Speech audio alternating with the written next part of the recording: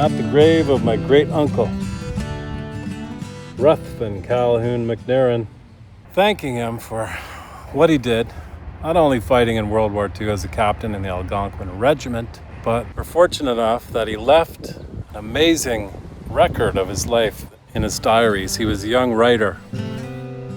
Earlier this year, I put out a documentary, 1 Month in Algonquin Park, 1933. The second one is a prequel.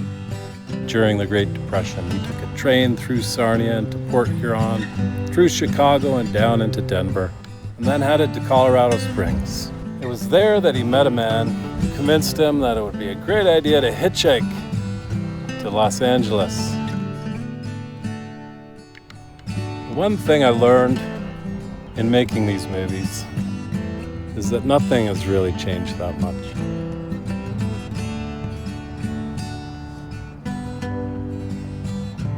It's just a collection of people on Earth doing the best they can, making it through life. He meets all kinds of people and describes them very well. They're the same characters you could meet if you went out and did the same trip today.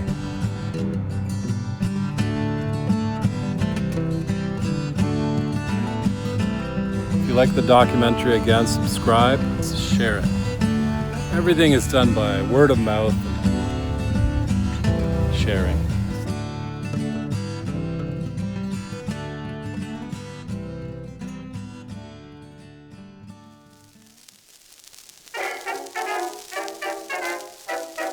Ruthven McNairn Diary, February 7th to June 2nd, 1933.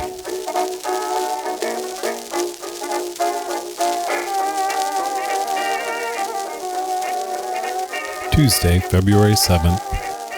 I know that a train is a poor place to write, but there is going to be a long pause at the station, London. I am off. That is the main thing. I did not have long to wait for things to happen. Brantford, where we made a short stop, the coach was so full that there had to be some doubling up. A fairly young chap came in and sat down beside me. He turned out to be a Red Cross worker, whose name I forgot for the minute. It begins with a J, doing field work of some sort. He was a very interesting man.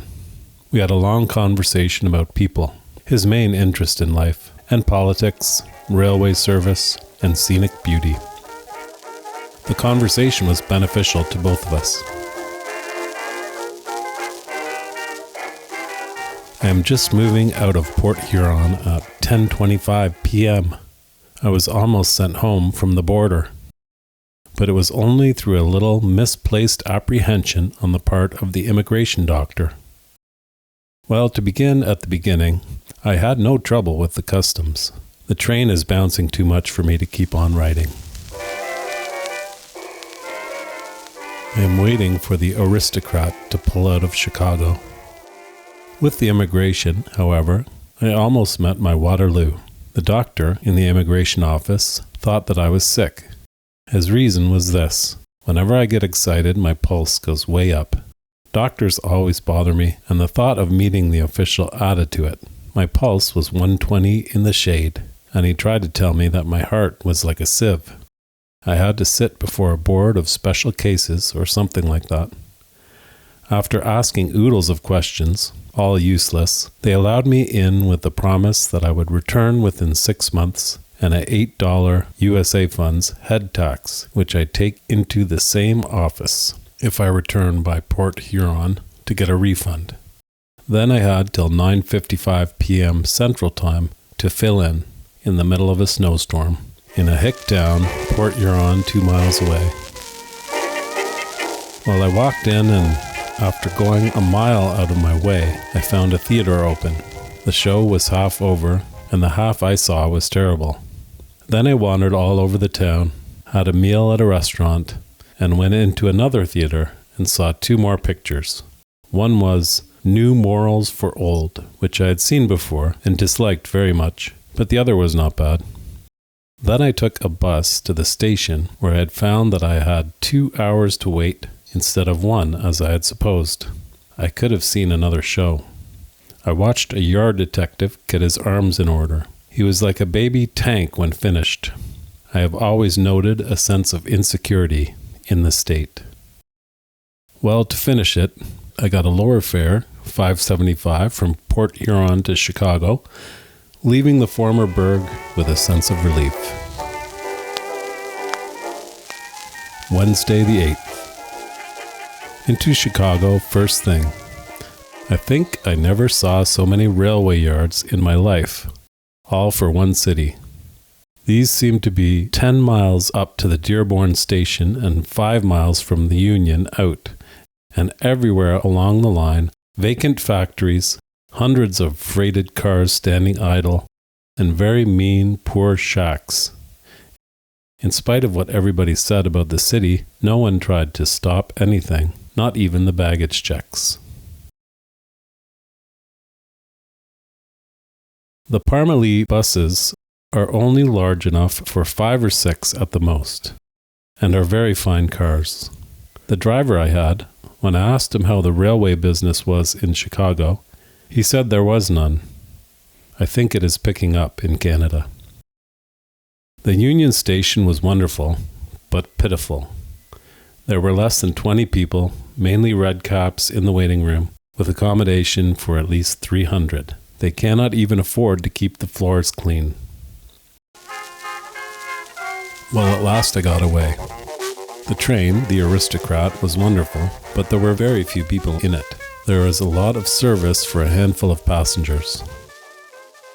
I did not see much except the Mississippi River, which was not very imposing, at Burlington anyway.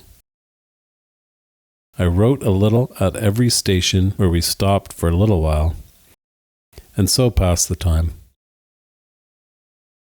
I got a berth from Creston at a reduced rate, because the train was over an hour late. It had a cold in the engine, minus 14 degrees Fahrenheit, and made bad time.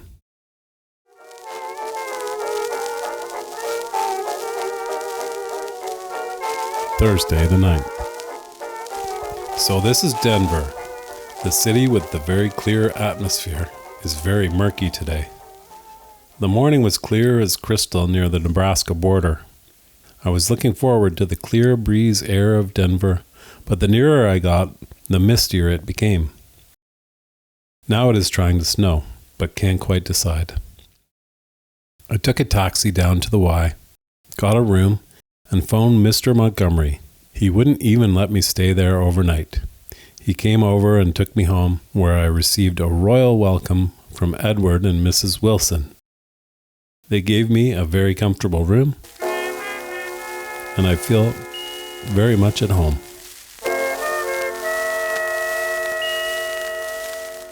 Friday the 10th. At last I know the thrill of merely seeing the mountains. But confound them, they are too far away to be anything but an optical illusion. They are only 1 or 2 miles away, but the natives say they don't even start to roll until you get 10 miles from here. Mother said, "You may be disappointed in the foothills. They look more like real mountains than hills, and they hold as much for me as the real thing." I wandered through the new city and county building. It was very wonderful. I was greatly impressed. Mr. Montgomery is highly pleased with his new quarters. He introduced me to Mr. Hughes, who is an important person in the water department and who knows Aunt Margaret. I saw Pikes Peak and Mount Evans this afternoon. They were rather indistinct, so Edward says the atmosphere is bad today. Long's Peak is visible in clear weather. Saturday, the 11th. I went to Dr. Elliott, Uncle Howard, this morning. He is great. He says that my heart is in perfect condition and that I have nothing to worry about. He has made a verbal guarantee that when I return, I will be a new man. It was very encouraging. Elmer and his wife, Catherine, were in for dinner, 6 o'clock. They seemed to be a fine couple. She was quite pleased with my queer accent and figures of speech. A Canadian seems to be a novelty here. Elmer is the director of physical education in a high school in some town near here. Sunday the 12th. Attended an Anglican church, St. Mark's, and heard the Bishop, Johnson, preach. That afternoon, I had many a long argument with Kenneth Montgomery, a cousin of my host. He was crippled by paralysis. He is very American politically, though otherwise he seems all right. I saw a lot of Denver today, and I like it. Why? I don't know. But there it is.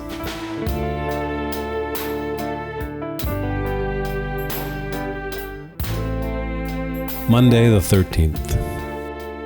At last I have seen 740 Washington, after having heard a great deal about it often and for so many years. It certainly exceeded all my expectations. It is in a very fine district for one thing, and it is a very fine house for another. It was across the street from the house where Betcher lived until yesterday evening.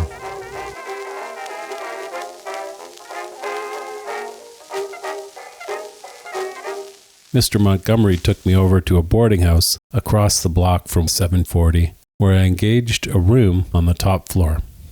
This afternoon, the police broadcast a request that anyone who had a neighbor whose character was at all doubtful should report the same to the police. It was all in hopes that someone would be condescending enough to live next door to the kidnappers.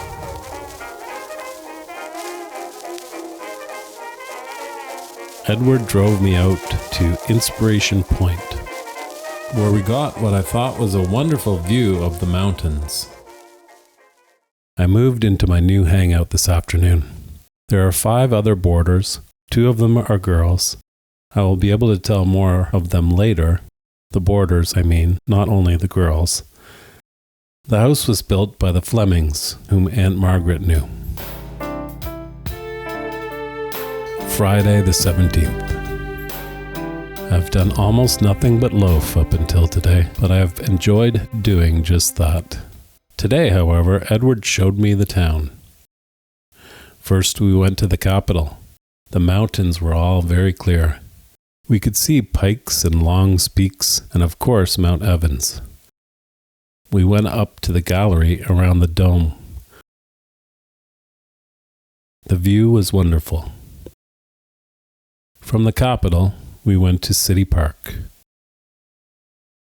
They have a fairly large zoo there, but all the animals were afraid of me and ran away as fast as they could, with the exception of the peccaries and 1 antelope.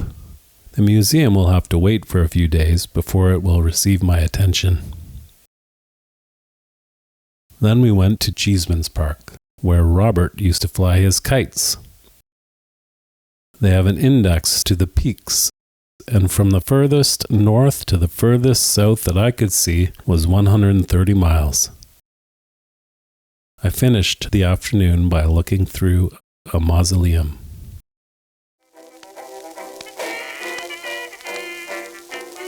Sunday the 19th. I went up with the skiing party on Edward's invitation to Bertude Pass. It is high and right in the mountains. We were greeted by a raring blizzard. I tried to walk, but altitude is a funny article, and my legs would not work as they ought to. I could stagger around for a little while, but it did not last long. I sat down in the car and watched the people ski. The mountains were very impressive, and the roads, I never saw anything like them.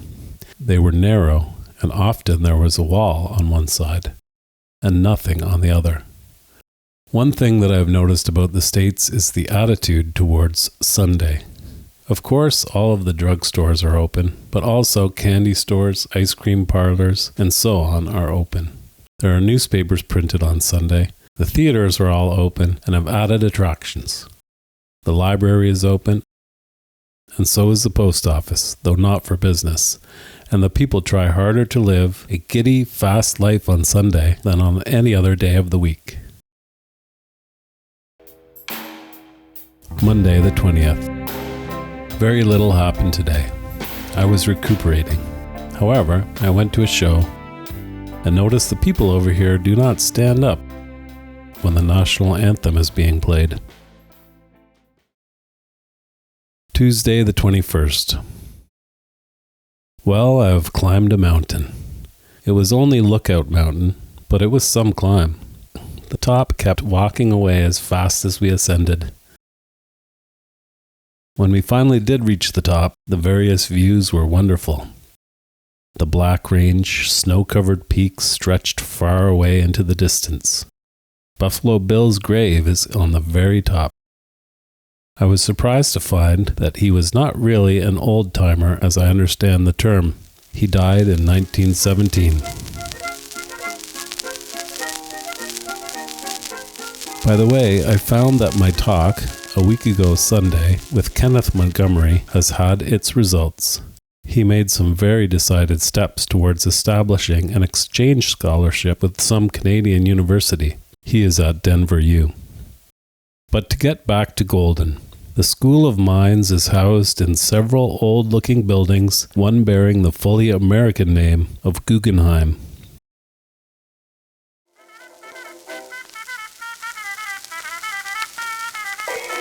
Thursday, the 23rd. I went up to see Dr. Elliott, and he gave me the first anti-cold injection. He is quite satisfied that it will do a lot of good. These people over here make a lot of fuss about movie actors. About 20 of the actors in a picture called 42nd Street were in town, and it took 15 motorcycle policemen and 3 cars of detectives to escort them down 16th Street at 50 miles an hour and about 25 sirens going full blast, all for a bunch of egotistical actors.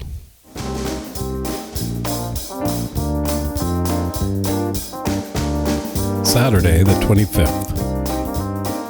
I went for a walk in the foothills today, down along the hogback behind Green Mountain. I am not long-winded enough to go yet very far, but I suppose that will come. I was driven home by a German-Canadian miner named Horlick. He owned a mine at Idaho Springs. He had a long talk with me about Canada and his home in BC and so on. It was very interesting. Sunday, the 26th.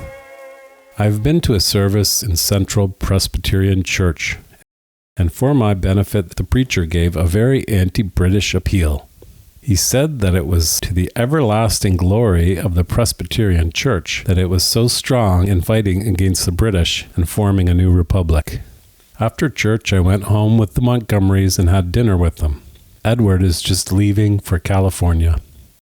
Miss Montgomery took me out to see Mr. and Mrs. Ewing, I think that is the name, who were friends of Aunt Margaret. They were not at home. Monday, the 27th.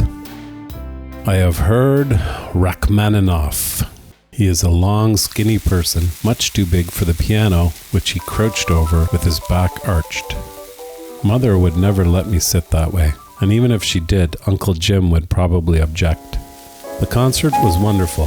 He played the Prelude, The Invitation to the Dance by Weber and Something Else, and The Flight of the Bumblebee by Rimsky-Korsakov, as well as lots of pieces that I did not know. The audience was appreciative, but quite ill-mannered. There were 4 people right around me who talked whether he was playing or not, and I was sorely tempted to tell them to shut up.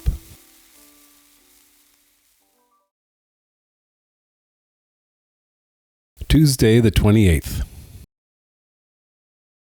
Tonight I went to see The Silver Dollar. It was, in reality, the story of Tabor. I saw the picture in the old Tabor Opera House. He, Tabor, made piles of money and spent it in all sorts of foolish ways, and suddenly there was nothing left but his silver mine. The matchless, and the silver was not worth taking out. He died in poverty in 1899, and his wife was still alive, standing over the entrance to the mine with a shotgun, dressed in rags and penniless. Saturday, March the 4th. I spent an hour or so this afternoon in the museum of the Colorado Historical Society opposite the Capitol. The Indian relics were very interesting. But though I looked very carefully through their big collection of swords, I could not find one as good as ours. Sunday the 5th. I went to the morning service at Central Presbyterian. They were not so inconsiderate as to arrange anything anti-British this time. I went to a musical service at St. John's this afternoon.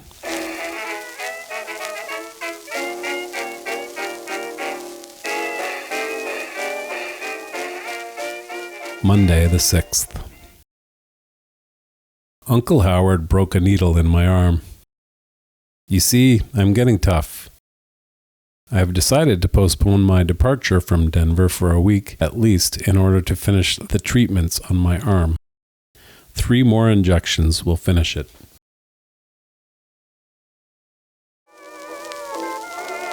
Tuesday the 7th. I was out at the City Park Museum this afternoon. They certainly have a great deal of skill in mounting the birds and animals. There were lots of things that would interest Father. Particularly, he would be interested in the minerals on the ground floor and the paleontological exhibit. They claim to have the largest mammoth skeleton which has ever been found. This particular beastie was troubled with rheumatism, they say, because the underside of the vertebrae were full of holes. Wednesday the 8th. Far Horizons called me today. I took the trolley out to the rifle ranges, and from there I headed for the foothills. I had barely started walking when I was picked up by a man driving a Graham sedan. During a 5-mile conversation, he told me that he came from Rochester and was a civil engineer. Then he said that his name was Lewis, and he was the chief engineer or something of the sort in the Moffat Tunnel. And he went up there every week on Monday or Tuesday and invited me to go with him sometime.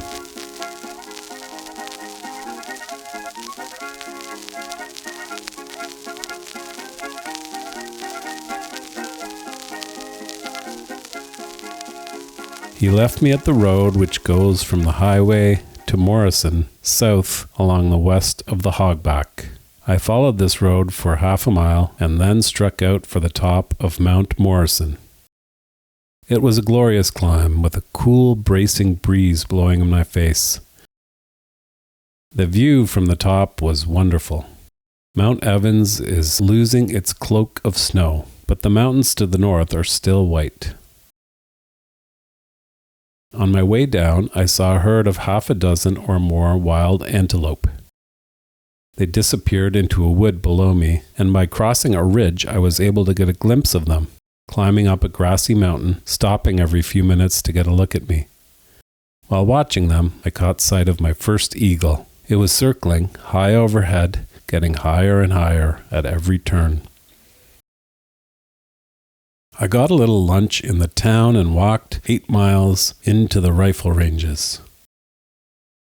Just before I got there, a man driving a Ford truck loaded with slabs stopped to pick me up. Just as he stopped, one of his back tires blew out. The rear wheels were double. I helped him change tires. He got half a mile and had to change again, making amends. When I finally did get back to the boarding house, I was an hour late. Still, dinner was waiting for me, and I ready for it. Friday the 10th. I had dinner, 7 o'clock, with Uncle Howard and Aunt Eleanor. It was a very pleasant meal, and I had a pleasant evening after it. Saturday the 11th. Mr. Anderson of the telephone company, alias Andy, took me for a long ride through the foothills.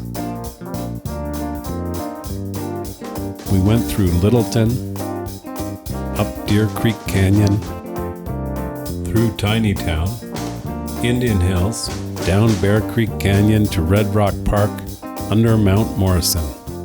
There we climbed the largest red rock. It is a very strange formation.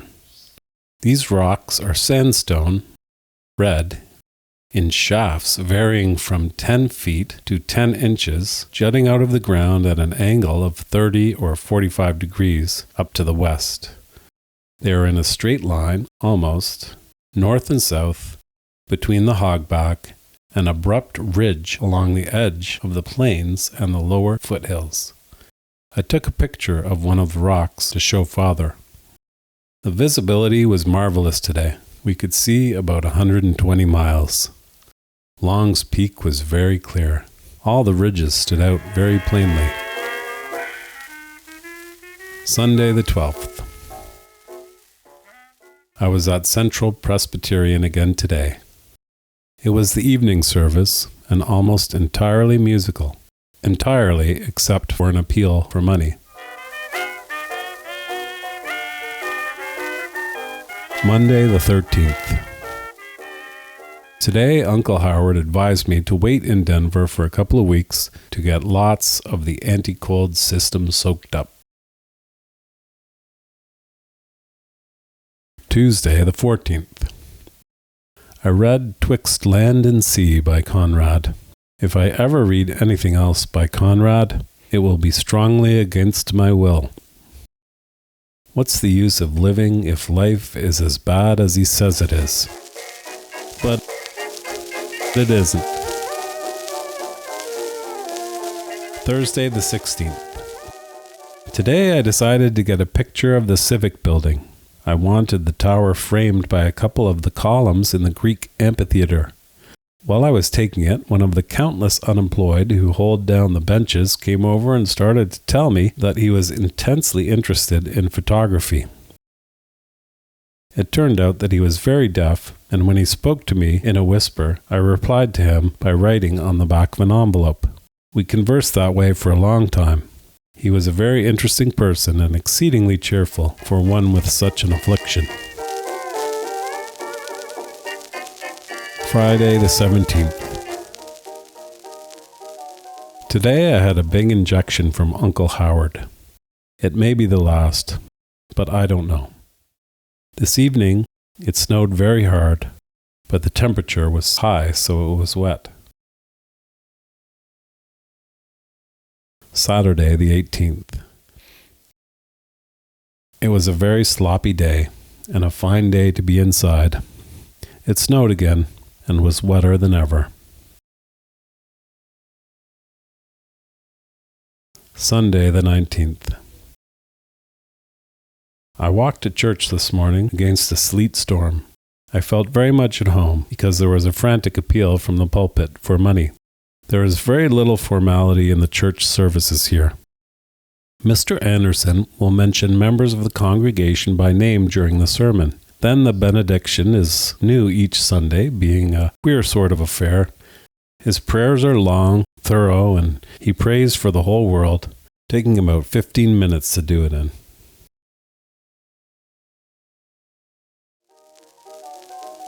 Monday the 20th.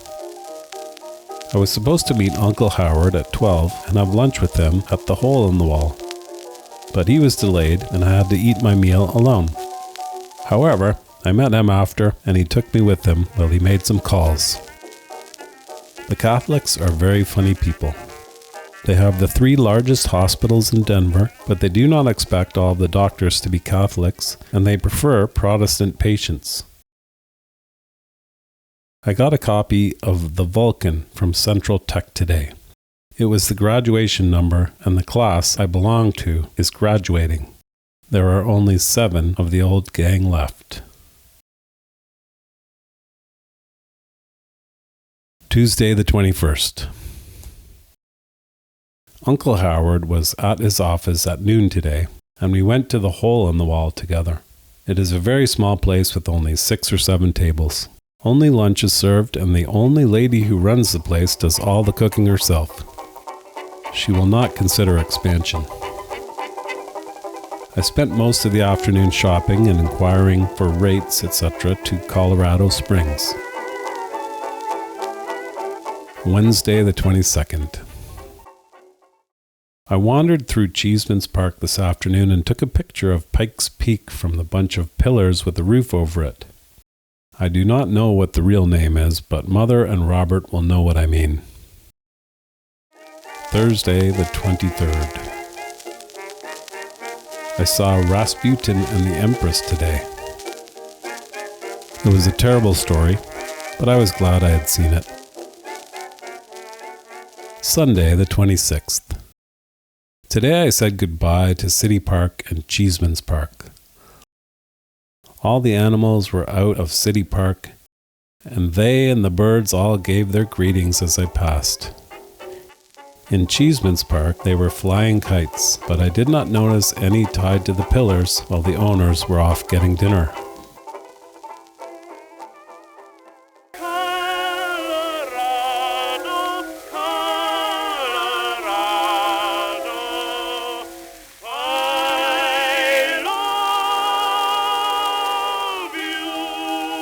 Monday, the 27th. I went downtown with my suitcase, got my last shot from Uncle Howard, and told him to send the bill home, and said goodbye to Mr. Montgomery, and had lunch. In the afternoon, after going downtown again for a registered letter, I packed my trunk and left it in the hall at the boarding house. Put everything that was left on my back, and to the shocked surprise of Miss Mock, I started out to hitchhike to Colorado Springs. I walked 10 or 11 miles, and then after 2 short lifts I got a ride right into the springs. I got there at 10 in the evening. I was advised twice on the way to make use of side door Pullmans. They are very lenient in this state. Tuesday, the 28th. This morning I gave the town the once-over and bought a book. The town was very interesting and very attractive, and I still have to find out what the book is like. It fits into my pocket very well and has a good binding. It is Essays of Elia by Lamb. In the afternoon, I took an amble through the low foothills to the southwest of here. The plains are very dry and uninteresting. There is a lot of yucca, and in some places sage, but very little else. The western meadowlarks certainly know how to sing, but the robins are not nearly so musical as those of home. There are mountain bluebirds and some swallows I haven't identified as yet. One strange feature of this country is the wind.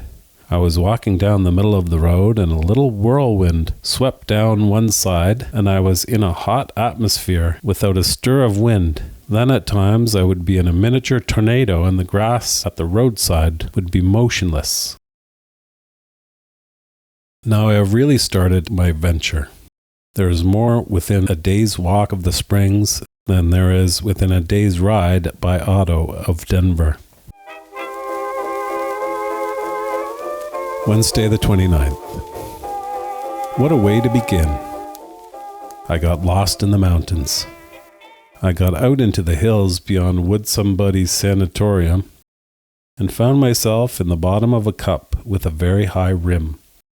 The only way to get out was the way I came in, and I did not want to do that, so I climbed the rim at its lowest point and descended into another cup and found that there was a pass I could have taken and got into the second cup without climbing. Then, in getting out of the second cup, I made the same mistake and found that I had climbed the rim at about the highest part. It was so high that I could only go about 100 or 200 feet at a time. My pulse would go up to 150. Then I would stop and get my breath, and it would go down to 90. Now all this time the sun was getting low, and a storm was coming up from the mountains, and a heavy mist was rolling down from the north. I thought going down would be easy, but no such luck. Twice I came to a spot where the only way to descend was to drop a few hundred feet onto some loose rock. The only comfortable way to keep on going was to climb a few hundred feet and then go back down another ridge. I was racing at breakneck speed, hopping from rock to rock in a slide, a few acres of broken stone, then sliding down the gravelly side of the hill, taking the gravel with me. And when I got to the bottom, I had a mile of sage upland to walk through before I got to the road, which I accomplished just before dark, and a 2-mile walk into the town. The worst part of the whole business was the dryness of the atmosphere.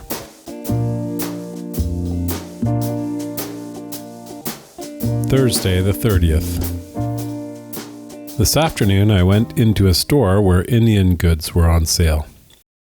The proprietor was named Alan, a Canadian from Montreal. There were a great many fine pieces in the collection. The Indians are quite skilled in working silver and turquoise. The men wear the most jewelry, rings, bracelets 2 or 3 inches wide, and belts, leather with silver buckles and studs which shine along the belt. I, of course, found one that I wanted very badly. It was $18. $10 because I was a Canadian and knew Montreal well. The assortment of rugs was quite large. He had one of the rugs belonging formerly to the Archbishop of Santa Fe, the hero in Willa Cather's Death Comes for the Archbishop. There were rugs made by the Navajo, the Utes, and the Pueblos, and dozens of other tribes whose names I forget. The designs varied, but there was no symbolism like that shown in the silverware. I could spend hundreds of dollars in that store and still not have everything that appealed to me. Of course, all this is exactly what the average tourist is likely to carry away, but it certainly has its appeal. The symbolism particularly. Thunderbirds for happiness, rattlesnake jaws for strength, the swastika for luck, the arrow for speed and success in the hunt, and many others. Friday the 31st. I went to Manitou today, and what an interesting place I found it.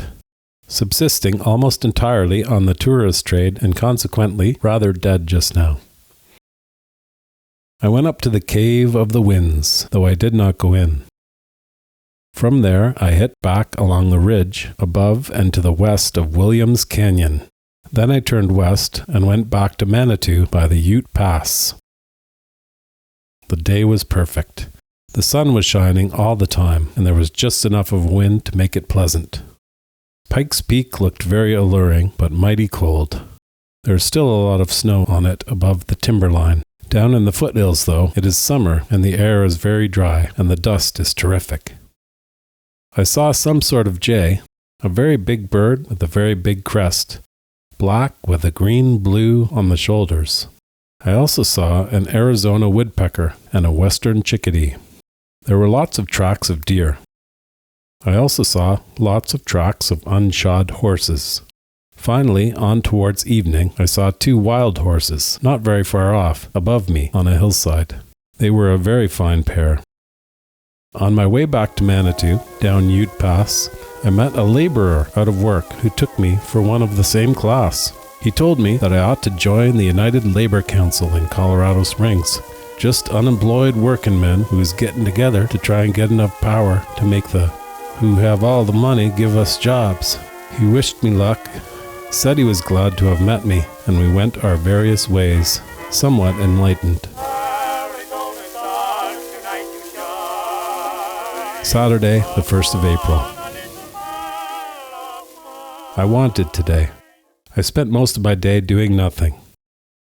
I went to the Colorado Springs National Bank to see if I could get my draft cashed and found that I couldn't very easily. Then I tried to find someone who would develop my plates without charging a foolishly high rate, 10 cents each, but I couldn't. I will have to do my own developing, and I can't find anything to use for a darkroom. There was a storm in the offing, but it stayed there.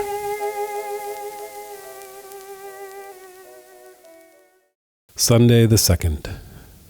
Was spent as I like to spend Sunday, doing quiet things. I wrote a little, listened to the radio for a while, read for a while, and that is all. It was a very peaceful day. I did not go to church because I felt so contented and did not want anyone to antagonize me by disagreeing with my views from a pulpit. Monday the 3rd. This morning I made arrangements to get the draft cashed and went out in my hard time rags for a hike.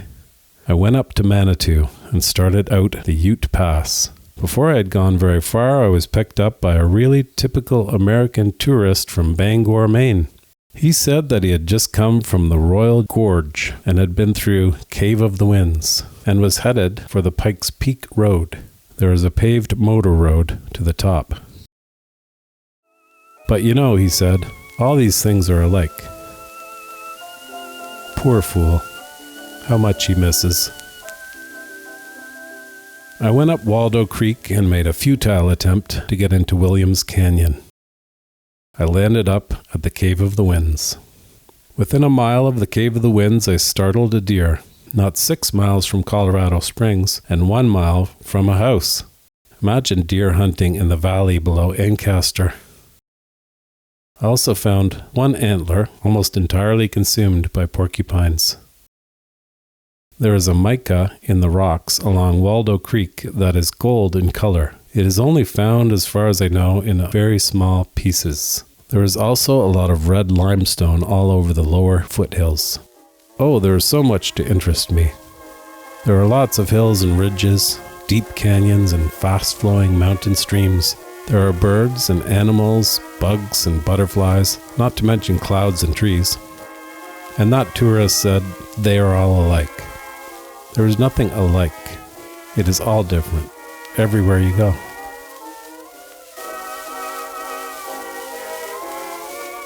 Tuesday the 4th. It snowed today. Wet snow, and because of the moisture, half of Colorado Springs was blowing noses and snuffling.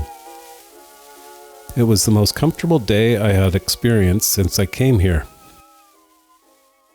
I went through the Cave of the Winds this afternoon. What a place. How I would like to be allowed to take all the pictures I wanted to.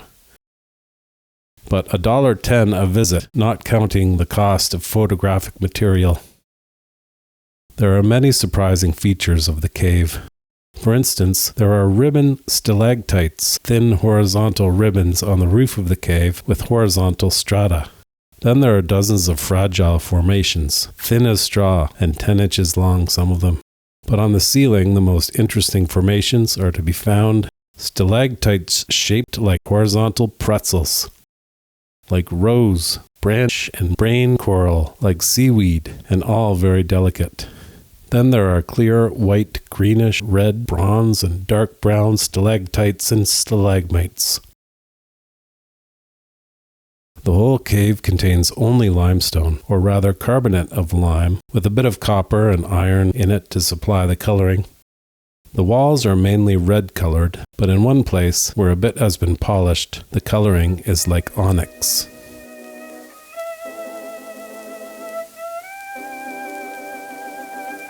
Wednesday the 5th. I went to the Garden of the Gods this morning. They would interest Father because the strata are at all sorts of angles. The rock is almost all red. Limestone, I suppose. The wind often cuts very grotesque figures on columns and walls and ridges. In one place, there is a very interesting formation. There are 2 rows of rocks sticking out of the ground parallel to each other, about 15 feet apart. There is one particular gully which is filled with junipers between 700 and 1,000 years old. They are Juniperus monosperma, and there are quite a few of them. There are lots of crows and magpies in the garden. The crows are light blue in color and are very plentiful. They make a lot of noise, not very unlike the sound produced by our own variety. They were quite tame and let me come within a few feet of them. Thursday the 6th. I spent most of today on the magazine article. I may finish it someday. And also, being a very extravagant person, I bought a bracelet. It is a man's bracelet made by a Zuni, one of the Pueblo tribes.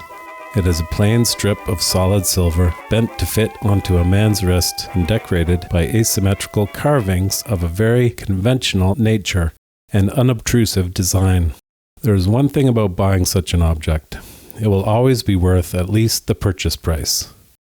The patterns are never duplicated. and they all show some of the individuality of the maker, or perhaps I should say craftsman.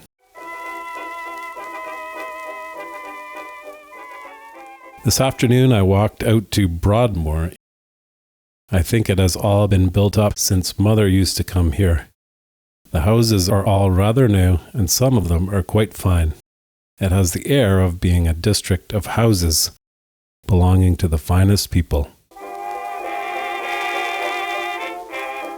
Friday the 7th. I had a very long talk with Mr. Allen this morning. He told me the story of the snake dance of the Hopis, for one thing.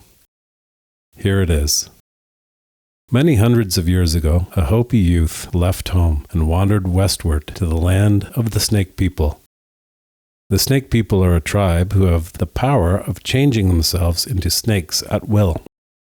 Well, this Hopi youth fell in love with a very beautiful snake maiden and married her and took her home to his people. Their children were not Hopis, but were snake people. The Hopis were so incensed at the young man for marrying out of his own tribe that they sent him and his family away from the Pueblo and forbade him to come near it again. Now the Snake People, in their home by the Grand Canyon, were very much angered by the treatment, and they prevailed upon their gods to cause a great drought and ruin the Hopi country, and to appease the snake gods. The Hopi people developed this dance. Every summer, about the same time of year, they perform this dance, and it is always a sort of prayer for rain. Then there are the sand paintings. The medicine men make these paintings in colored sands on the floors of the council houses. The paintings are all done from memory. No sort of record is permitted, and at the end of the day on which they are made, they are destroyed. I could write pages and pages on what I learned. I could explain the rites and the symbols and the gestures used in the snake dance, the mysticism, cure for rattlesnake bites possessed by the Hopis, far more efficient and effective than any known to the modern world. But I am lazy, and there is a lot I should do. I will have to trust to my memory for all that I do not put down.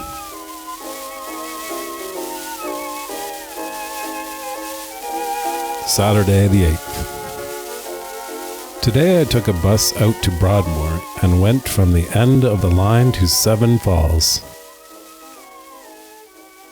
The falls were almost completely covered with ice. From the top of the falls, I went to see the grave of Helen Hunt Jackson, who wrote a book called Ramona, and a poem called Cheyenne Mountain, and some other works, and died in 1880 or something or other. I had never heard of her before.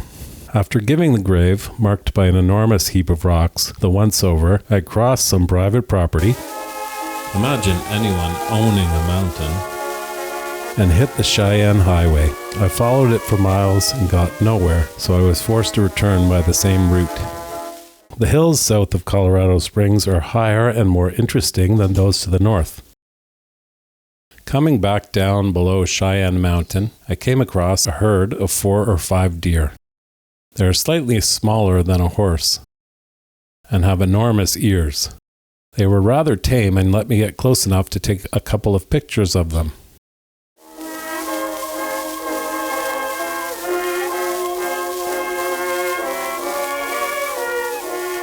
Sunday the 9th. Wrote and wrote, and then wrote. I wrote in my diary, I wrote on my article, and I wrote a letter or two. It snowed very hard this evening. Soft, wet snow.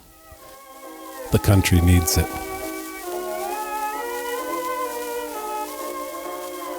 Monday the 10th. And today I wrote too. There were 6 inches of snow in the Denver district this morning. This will end a drought, which was causing a great deal of discomfort. This evening I tried to develop some plates and made such a bad mess of it that I quit after a considerable investment in equipment. I tried using a desensitizer and developing in candlelight. I completely wrecked 2 plates and did 2 others fairly badly. The two I wrecked were the two I took of the deer I saw last Saturday. Oh well, someday I will be able to take more and develop pictures properly. Tuesday the 11th. I climbed Cheyenne Mountain today.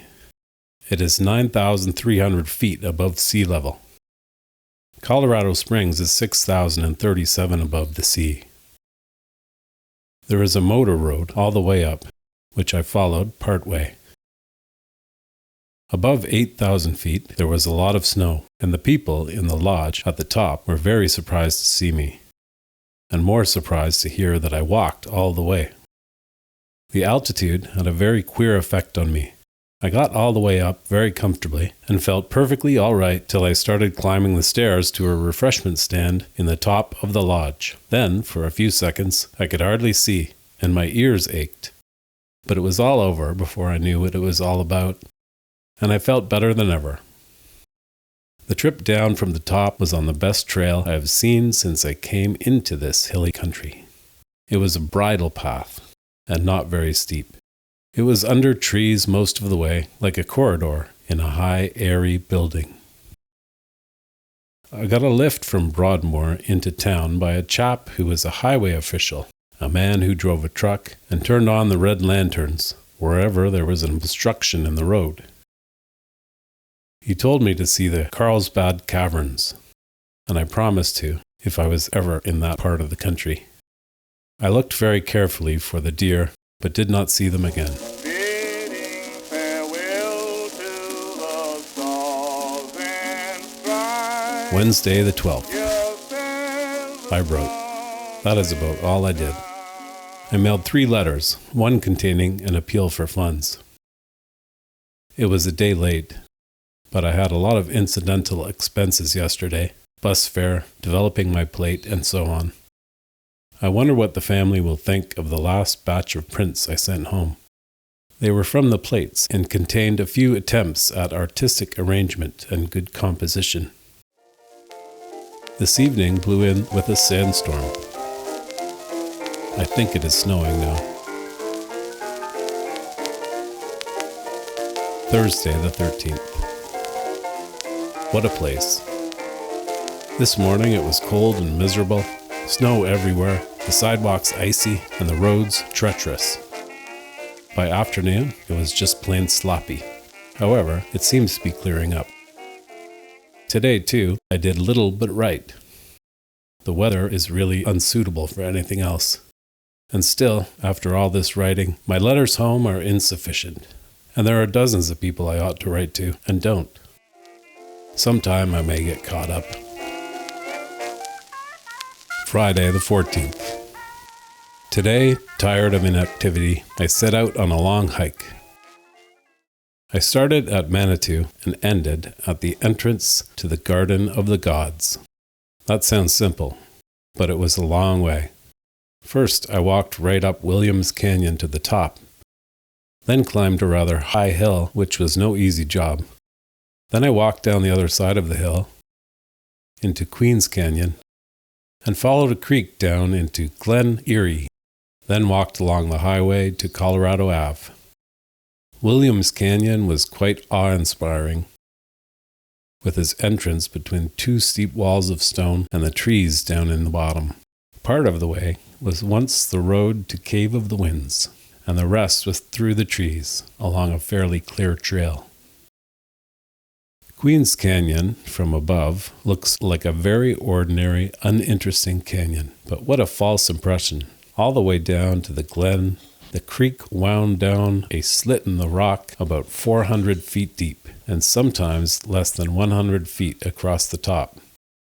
And how it twists. There were lots of right-angled turns and bends galore. Sometimes there was no trail. The only way to go on was to wade down the creek.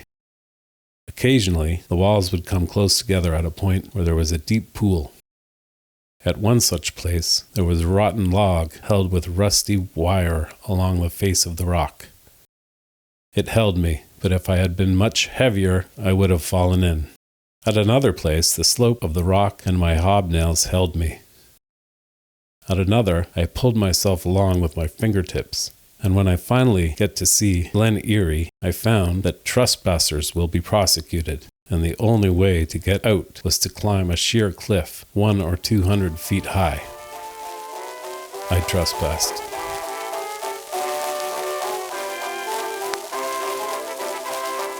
Saturday, the 15th. It was the Garden of the Gods this time, and I climbed every rock pile I could. I sat under a juniper that was 900 years old. Imagine being a sapling, only 30 years old, at 1066, standing through century after century. And the trees are not big. They struggle on in rock and gravel, adding little of anything each year. A great deal of the rock is new. Red sandstone and conglomerate. Or I suppose that's what it is. The hills around here are composed very largely of a soft kind of rock which crumbles when it is touched. This is true mostly of the formations south of Fountain Creek. On the north, in Wilhelmina and Queens, and Black Canyon, it is mainly limestone. Occasionally, I find pieces of granite and quartz. There is a mica of a gold color everywhere. On some of the mountain roads, it really looks as if the streets were paved with gold. Sunday, the 16th. I spent the day quietly. In fact, I did not get up till noon, and consequently, I had to make my own bed. I lived through that somehow. I did a great deal of thinking. I have plans for 2 more magazine articles. I will be able to illustrate one of them, and perhaps the other, before I get through. I spent all the money I had left today for food. I have 4 donuts and 3 oranges to stand between me and starvation tomorrow.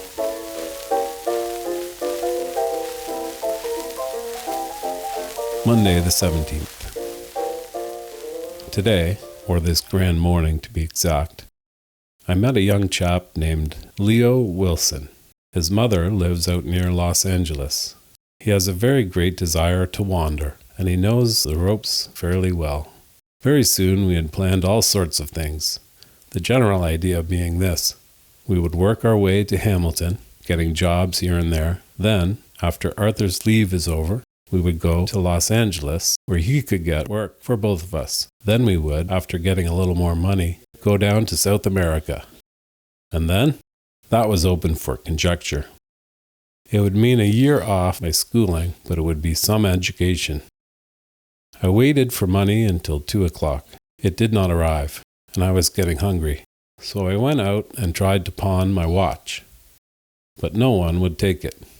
Finally, I found a lunch counter where it was accepted as security. By the time I got some food inside me, I was ready for it. How I passed the time, I don't know. I did play pool for 1 hour on credit and had a swim in the evening, but I was no longer hungry and little else mattered. It is great from being broke. Tuesday, the 18th. My money came in this morning, and I was very glad to see it. The first thing I did was to buy my watch back again. Then Leo Wilson and I went out to the Garden of the Gods. I like that place, though I could wish for a place less frequented by tourists. The park's board is trying to keep it from being spoiled. I went into the Hidden Inn and found that if I had any good pictures of the district, I will be able to sell them there. I will be able to write the boss when I get home and can do a sample or 2. It would help my pocket very much. In the afternoon, I went to a show. It was Cavalcade, and it made me feel very strange. It was not the sadness of it that affected me, because that was counterbalanced by the triumph and the glory of it all, but still it had an effect. Perhaps it was a species of homesickness. I discovered that, though I liked to wander, still, there was something in me that called for a home, I knew that I would not wander very much longer without a bit of home and companionship. I could go on for a year perhaps, but after that I would have to go home, and the last few months would be uncomfortable. It took a long time to sort out my thoughts, but I am finding that a lot easier than it was before I came away. All through the world I have wandered, leaving you far behind. Now that my heart is lonely, I've wakened just to find. Wednesday the 19th. This morning I got up, had my breakfast, and went just like that. My luggage was on my back, and my hat on my head, and my face was feeling the effects of a shave. I shave as seldom as I possibly can, because I don't like to waste shaving cream. There is no one in Colorado Springs to care whether I shave or not. After walking 4 miles, I got a ride with a rancher. He told me a little about how things were going. Slow. It is so slow that if it were slower, it would be going backwards. The only ranching done around here is cattle and chicken farming. From Fountain, I had another 4 miles to walk before I was picked up by a coal truck. There were 3 of us, hitchhikers or hobos, on the back. I might add that all the coal had been removed. One of my companions had once been a well-to-do citizen of Los Angeles. The other was foreign and could not talk properly, so he just smiled. The gold truck took us right into Pueblo. I parked my baggage at the Y and set out to see the town and have lunch. Then I went into the real estate office and did my business, saw the lot, and finished the day off with a good meal and a quiet evening. Thursday the 20th. I started off the day with a real experience. Walking down to get my breakfast, I met a vagabond who was hungry and broke. He asked me for a little money for breakfast. He seemed to be a very nice chap, handsome and honest looking, so I took him with me to a lunch counter and gave him a real meal. He rewarded me by telling me of his experiences and of himself. He writes poetry, and good poetry too, but that is not all he does. He wanders and thinks and gathers an education. He never passed his 5th grade, his senior 3rd, but he knows a lot more than I do on many subjects. He knows mathematics up to spherical trigonometry, knows a lot of philosophy, Socrates, Plato, and even Karl Marx, and he does not let himself be swayed by any of them. He is a true Christian, and he has the right attitude, dying among the Americans towards religion. His favorite drama is Faust. He claims to understand Einstein's relativity, to some extent at least. He asked me, very earnestly, to criticize his poetry, but I couldn't. It was so much better than I could ever do, that I was lost. I gave him Norman's name and address so he might go to him for help in improving and marketing his poetry. I am sure he will go off to Hamilton. His name is John Maupin of Tennessee. He uses Stanley Watson for a nom de plume. Here am I, with almost 2 pages covered, and I'm hardly past breakfast. Breakfast certainly is not all that happened. I gave the lot another look over, wading through it. It was very muddy, because it had snowed heavily last night. The snow was almost gone by 10, but the after effects were not. I had to walk almost 4 miles before I got a lift, which took me right to Fountain. It was a doctor, or a lawyer, I think. A man who, though American, was essentially British. He told me that it was the people and not the government that made the loans to the foreign countries after the war. He was forced to buy victory bonds to help it himself, and he wants it back. After 4 more miles of walking, I got a fine ride, right to the YMCA at Colorado Springs, in a car with a university student. Friday the 21st. What a cold, wet, miserable day. Snow. Lots of it. But it did not stay long. It subsided into a wet slush that made me feel like a March day at home. And of course, I wrote. I wrote a lengthy report to Father, and a long discourse to Norman, and a letter to the editor of Nature magazine. What a lot of writing I can do. Before I left home, I could have done none of it. I am really improving all the time. I will probably walk away with a scholarship next year if I still feel this way. Saturday, the 22nd. Packed today and unpacked again. My baggage needs rearranging, and I can't put in my toothbrush until Monday. Otherwise, I'm ready to leave. Sunday, the 23rd. The morning I spent very quietly, and I wrote a letter to Mother this afternoon. I have done little else. This evening I met a hitchhiker from Los Angeles going home from New York. He has been away 2 weeks and spent 5 days in Cheyenne, Wyoming, waiting for the snow to melt. He is a carefree person, wandering all over the country, almost penniless, working for his bed every night at the YMCA in the town he happens to land in. He gave me some very useful pointers on hitchhiking technique. I ought to be at Los Angeles in 2 weeks at the very most. Tomorrow it will probably be Santa Fe. It's a great game, this wandering. Monday, the 24th. Santa Fe tonight. What an error. I forgot Kipling's favorite proverb. He travels fastest who travels alone. But I am putting the trunk rock before the radiator cap. I did not get to bed until 2 o'clock this morning, for talking to the vagabond I met last night. He came to borrow a match and stayed. There was another young fellow in with us, and the three of us talked well into the morning. On waking, I packed and stored all the belongings of mine which would not go on my back. Then I went out and had a fair-sized breakfast, and then returned to the Y to wait for Leo, my traveling companion, and my mail. Leo arrived, and so did a letter from Mother. I was expecting money, but none came. I told the desk clerk to forward mail today and tomorrow to the YMCA Santa Fe. At last we found ourselves out on the road, and we kept finding ourselves there for some time. At last we did get a ride, in a rumble seat on the back of a car going at a considerable rate of speed. Out of Pueblo, which is as far as the rumble seat went, we had to wait 2 hours. Finally, we separated, and I got a truck into Walsenburg, a little town with very little, if any, reason for its existence. It was notable only for the number of Mexicans it contained.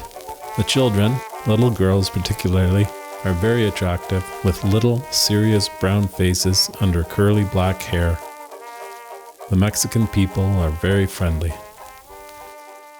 It took almost 2 hours to get a ride out of Walsenburg. I met up with Leo again soon before we got the lift. It was in the back of a truck, and it took us right into Trinidad, leaving my hat behind.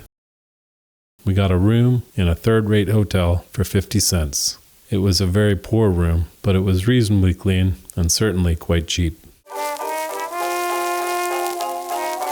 Tuesday, the 25th.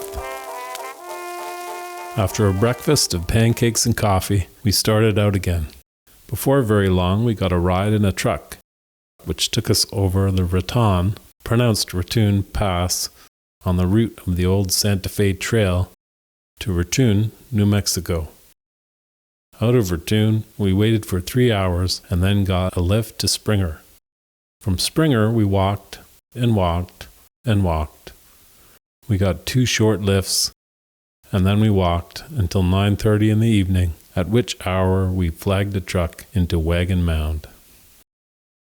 We arrived there with exactly 68 cents between us. The only reasonable accommodation which afforded itself was a cabin in a tourist camp, but the price was 75 cents.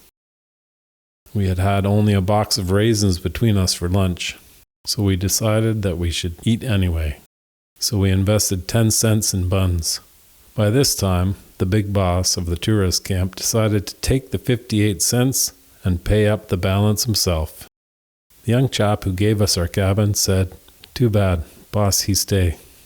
He go sooner, you sleep with me, and save you cents. Too bad. When he came back with some firewood, he said, "You get beer up Colorado, yes?" "No, I no like beer. I got bottle of whiskey. When boss go, we drink, just for luck." He seemed rather disappointed when we refused. These Mexicans are really hospitable people. Wednesday the 26th. We spent a very comfortable night and got away early, away to the end of the town. A good bunch of cars passed us, so we separated. Leo walked on and I sat tight. Within half an hour, I got a lift with a cattle trader. There were 2 other hitchhikers in the car, and the back seat was missing. The combined baggage made things rather complex, but I managed to get a seat. There was no room for Leo, so we had to pass him up. We were a merry company, though silent at times. The man beside me, in where the back seat should have been, was a rancher in summer and a door-to-door salesman in winter, returning to his sister's ranch in Durango. The other hitchhiker was headed for Albuquerque, where a job as a mechanic was waiting for him. This ride took us all to Las Vegas, where the boss had to telephone. We waited very impatiently for the result of his call. He said that he might, if he could not get in touch with his man, go west to Santa Fe, which suited me perfectly, and south to Albuquerque, which suited the mechanic, and Las Lunas, which suited the rancher. At last, after a long delay, during which we did everything but pray for a bad connection, he came back to the car and said that his man had left that part of the country. We were quite pleased. Now I was away to Santa Fe. At Las Vegas, we left the plains and struck through the foothills of the San Cristo Range. The country was very beautiful, with odd-shaped hills and ridges of a bright red color, dotted with very green scrub, pinyon pines, and dry grass. Santa Fe was in a sort of broken cup, with plains to the south and hills on the other 3 sides. It is very well hidden. When we came upon the sign, Santa Fe City Limits, there was only 2 houses in sight. We had to climb a little hill before it came in sight. What a funny little town Santa Fe is. It seems to be part of the continent as old as the hills themselves. The streets are hardly wide enough for 2 cars to pass, and they wind and twist between adobe shacks and stores. The attractive Mexican children play on the sidewalks, where there are such luxuries, or sit on the doorstep talking, or run after each other along the courts or plazas. The population is largely Mexican and Roman Catholic. There are a few thousand white people, Americans as they are called by the others, who live in houses and streets that were laid out. The other streets just happened. The man who drove us in supplied us with a little lunch and then drove on with the other 2, leaving me to look for the Y, where my mail was to be sent, for a day or 2. But there is no YMCA in the capital of New Mexico. I went to a general delivery at the post office, but could not find any mail for me, and I was without a cent. I decided that I would have to have some money. My appetite told me that. So I went to the Western Union Telegraph office and sent home for some money, borrowing a nickel to allow me to do it. After waiting for 2 hours around the post office for Leo, who was supposed to meet me there, I went back to the telegraph office and got $15. It sounds very simple, but it almost made me homesick. I could almost see Mother get my wire and read it, and then gather her army together and pick out someone to send me some money from the Canadian National Office. I could see but felt myself slipping, so I started looking at the scenery and think about other more important things. I spent most of the afternoon in or around the post office, waiting for Leo, who did not turn up. Thursday the 27th. I hung around the post office for a long time this morning for Leo, who did not turn up. Poor fellow, he would have a hard time of it. He is dead broke. I am not badly off today. I got away at 9:30, very late for a long-distance hitchhiker. The walk out of town is not a short one. It twists and writhes out of the center of town and winds painfully through a maze of gas stations and adobe houses. However, before I got to the end of town, a Spaniard driving a Chevrolet sedan stopped and picked me up. He said, "I don't usually pick hitchhikers up, but you looked honest." He took me right into Albuquerque. Halfway there, he picked up a full-blooded Indian, all dolled up in deerskin moccasins, red blanket, long black hair, and lots of silver and turquoise. He spoke English and Spanish very well. Albuquerque is a very attractive town. The Rio Grande flows through it, and irrigation has made it a green, wooded country with lots of fruit trees and melon and grapevines. The fruit has all been killed by a late frost. Out of Albuquerque, I got a ride to Los Lunas, about 20 miles, in a rickety old Ford driven by a happy Mexican. He was very pleasant and quite willing to give me information. Los Lunas, in contrast to the country I had just come through, is a desert town. A mile or two out of town, where I waited for my ride, I could see very little except hills and sand and yucca. That is all I had to expect for 150 miles, and it was well on into the afternoon. I was being an optimist. I got my ride, and a very interesting one. It was in the trailer of a heavy transport bound for somewhere south of Gallup, my destination for the night. They had to go through the town and was all right. Well, out in the desert, the truck stopped and picked up two girls who were also bound for Los Angeles. They were a couple of hitchhikers who had come from Omaha, Nebraska, in the same time it took me to come from Colorado Springs. They averaged 400 miles a day. Farther on still, we picked up an old man bound for the same spot.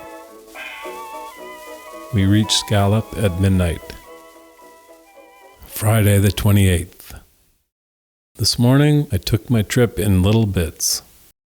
I rode 15 miles in an army truck with a very silent Indian, then over the Arizona border with an overcautious driver in a dilapidated touring car in a hailstorm. Next, I went a few miles to a place called Sanders with a truckload of asphalt. Here I invaded an Indian trading post and came away with a box of biscuits. Here I found a whole flock of real Indians. The woman carrying papooses, all dressed in brightly colored blankets. They were very amusing with their slow way of doing things. My next ride was a long and fast one, but I waited a long time for it. It took me right into Holbrook, so fast that it tore the side cushions off.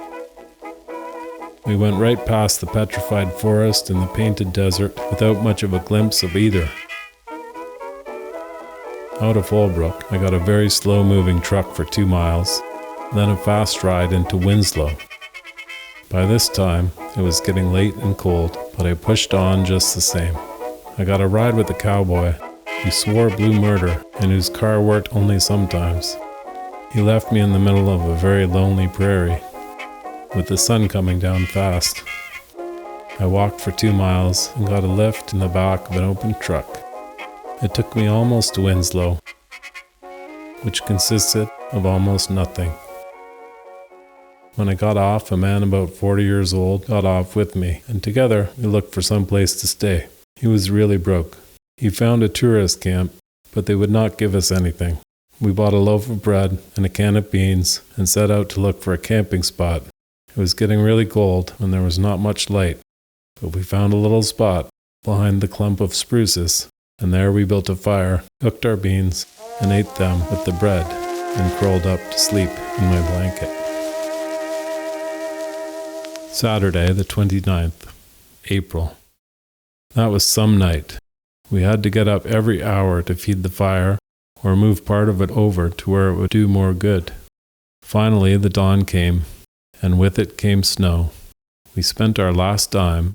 I figured that I would learn more being broke, on a loaf of bread. With this in our hands, we made for a section house on the railway, where we asked for a cup of coffee. The section houses down here are inhabited by Mexican laborers and their families. We got our coffee, 2 cups each, and a large plate of tortillas and a plate of potatoes. Tortillas are flat cakes about the size of a dinner plate and very thin. They are made of flour and salt, baked on the top of the stove. They taste very good. We rode into Flagstaff, 17 miles, on the back of a truck in a sleet storm.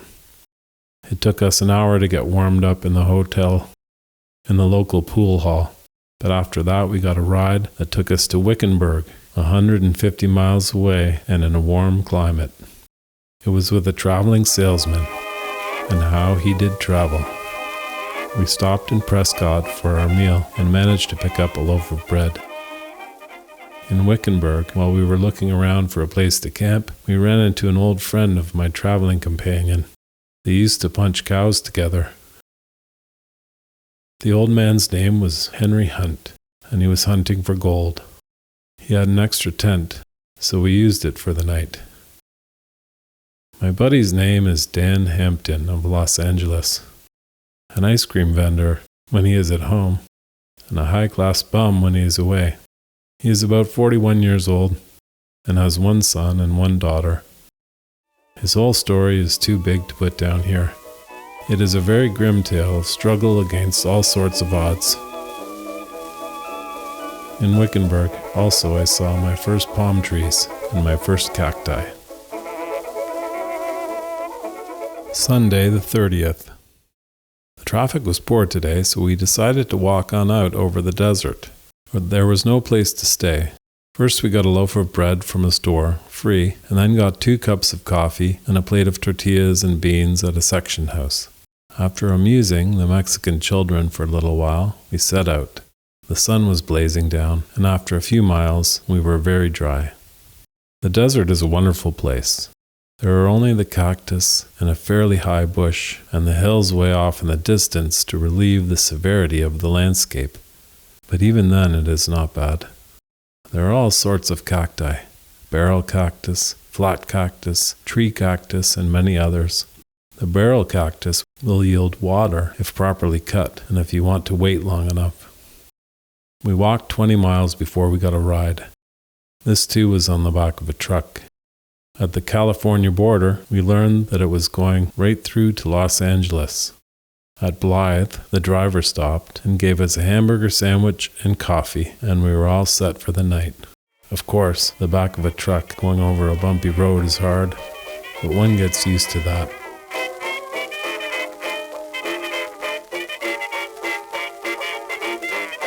Monday, May the 1st. We got in at 2 o'clock this morning and spent the rest of the night in the Lincoln Heights police station. When the day dawned, we set out again and walked together to the middle of town, where Dan got a room in a hotel and went to get his pushcart, and I headed for the Y. The trip was over, and here I found myself in Los Angeles exactly 1 week after I left Colorado Springs. Los Angeles does not appeal to me. It is just a city, all rush and hurry, white streets and dirty white buildings, and lots of noise. I found the YMCA and deposited my outfit and went out and had a real meal. Oh, how good it tasted. Then I bought a cup and whiled away the morning in the downtown streets of this huge city of Los Angeles. Noon found me on my way to Long Beach, 70 cents return, through the sorriest looking country I ever saw.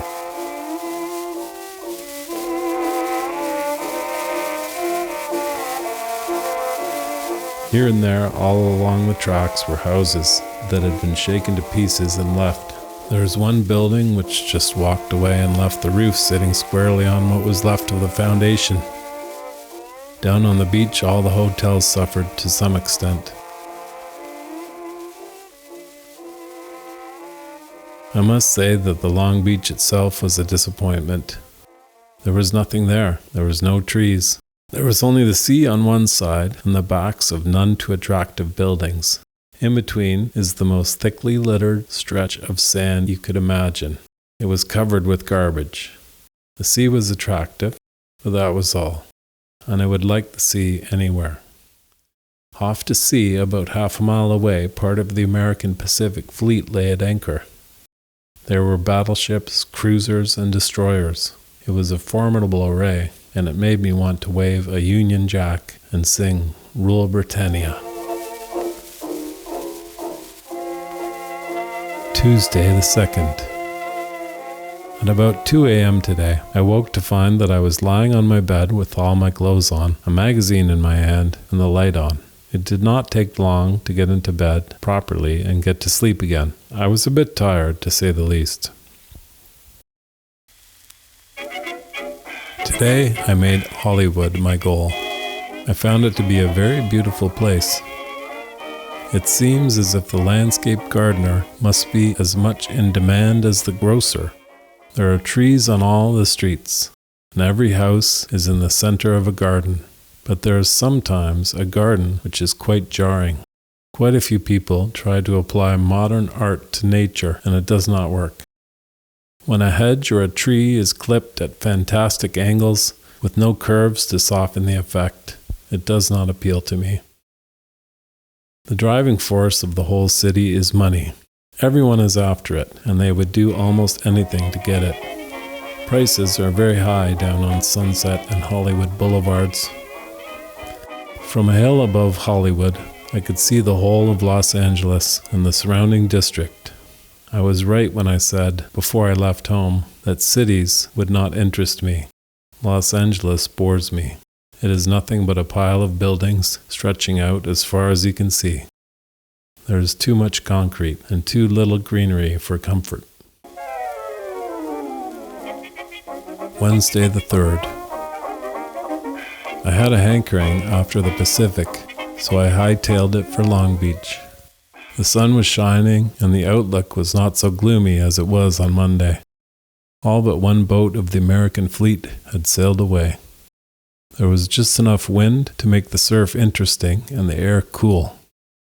The gulls were very abundant, flying here and there and everywhere, and strutting over the sand, chasing the outgoing tide and picking up bits of garbage and shellfish. Of course, I could not resist the temptation of taking a picture of them. There was a breakwater of broken granite stretching out to sea, and then around like an L, making a harbor of considerable size. I wanted to get away from the town, and there was no better way than to walk out on the breakwater. There were lots of gulls who did not entirely approve of me, but let me approach close enough to get what I thought was a good picture.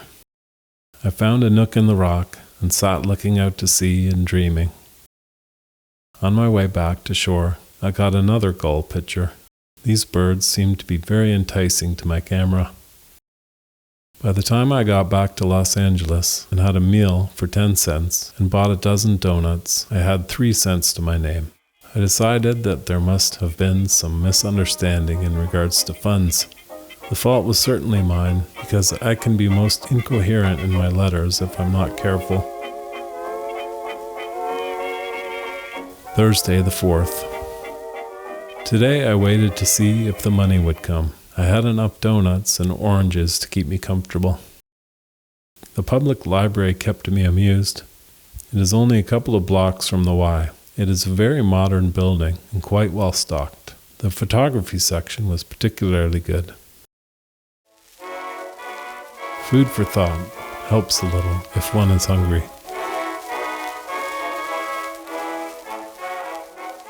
Friday the 5th.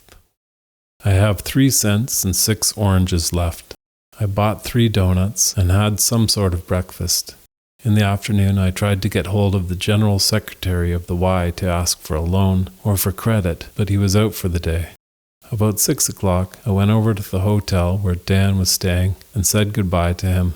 Then I proceeded to find out the state of his finances. They were practically nil. But he got wind of my condition. He said, I had laid 20 cents aside as tithe money. That will be enough for tonight's supper and breakfast tomorrow. If you get any money tomorrow at the Y, pay this back to some godly purpose and not to me. After I had some supper, we went into the downtown mission to get warm. The mission was in a basement. The service was conducted by Sister Finch. When it came to preaching a sermon, she singled us out as her targets. She spoke at us, pointed her finger at us, and made up a sad story of a boy who had been led away from home by an evil man, and there was a poor gray-haired mother waiting, putting a lamp in the window every night, and a tired old dad who had toiled so hard to give his son an education, wondering if he would ever see that boy again. And she went further and pictured the boy being taken off to the pen and his family, his poor sister and brother, carrying that blot on their name forever. It was too much for us, and we left, not weeping over our sins as she had finally hoped, no doubt, but voicing a very strong opinion of her. Dan persuaded me to go out with them to the Angelus Temple tomorrow night. It is Amy Semple McPherson Hutton's outfit. Saturday the 6th. After breakfast, I went to see the General Secretary and told him my story. He was very nice to me and said, "You are the one trustworthy person among 10 or 15 who come after the same thing. I know you would pay me back, but if I lent money to you, I would have to do the same to everyone who comes along. However, I can give you credit." And so I came into credit, enough to give me meals and room. In the meantime, I expected to get some money in answer to a letter to Father. Tonight it was Divine Healing Night at the Angelus Temple. The hysteria of the performance almost made me sick. It is even hard to write about. I did see what were claimed to be healings, but I would not take a cure of that sort if I was dying. Sunday the 7th. It was noon before I woke. I spent the day very quietly by myself in my room. I have not gone to church for a long time. There's something in the American attitude which creeps into every sermon and takes all the peace out of the day. Monday the 8th. I have 2 papers and 2 magazines, and I have gone through them all twice. If this keeps up, I will have them all memorized. Reading and walking are the only methods I know of passing time in a city without spending money. Tuesday the 9th. Not far from the Y is a park called Pershing Square. It is a pleasant spot, and in the shade of its cocoas and fan palms and eucalyptus and banana trees, the unemployed of the district assemble to pass the time away in reading age-old newspapers and arguing and sleeping on the hard benches. One certainly hears queer things. For instance, one communist, vividly describing the inducements which Russia offered, said, "How wide is America? 4,000 mile. How wide is Russia? 150,000 mile." But most of all, I liked the birds. The pigeons were very tame. There were little blackbirds, not much larger than sparrows. Behind the benches, the California quail were hurrying about silently. It really is as a pearl cast among swine. Wednesday the 10th. A city is the most useless place in the world if a person has no money. I'm getting fed up with this inactivity, and very much so with this city. I walked over to Dan's hotel this evening, but he was not in.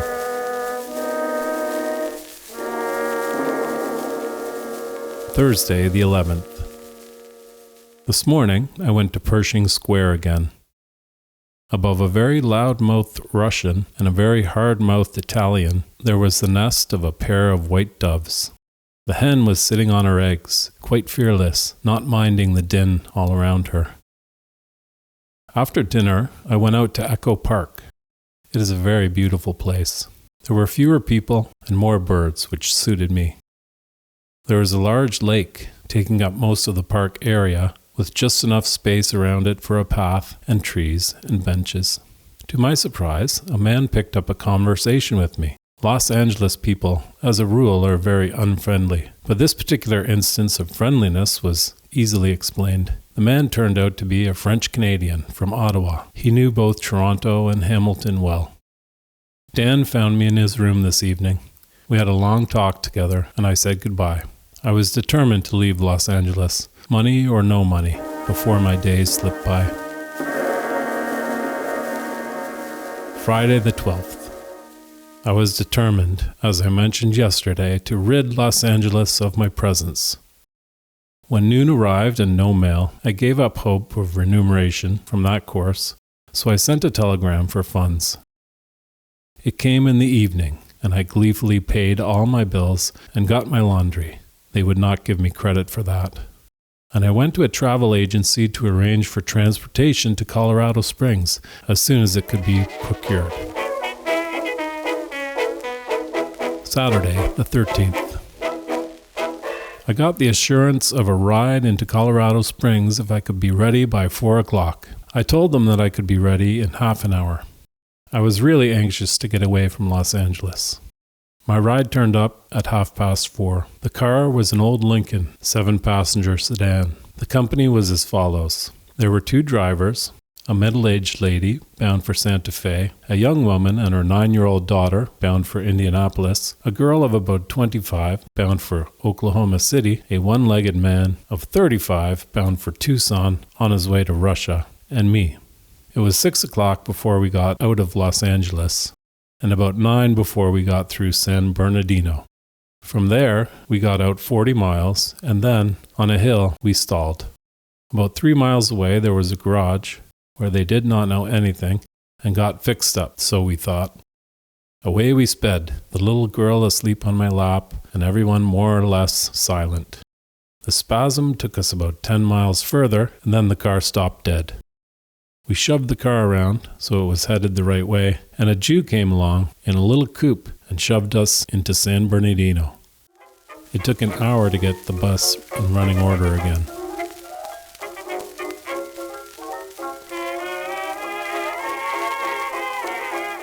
Sunday the 14th.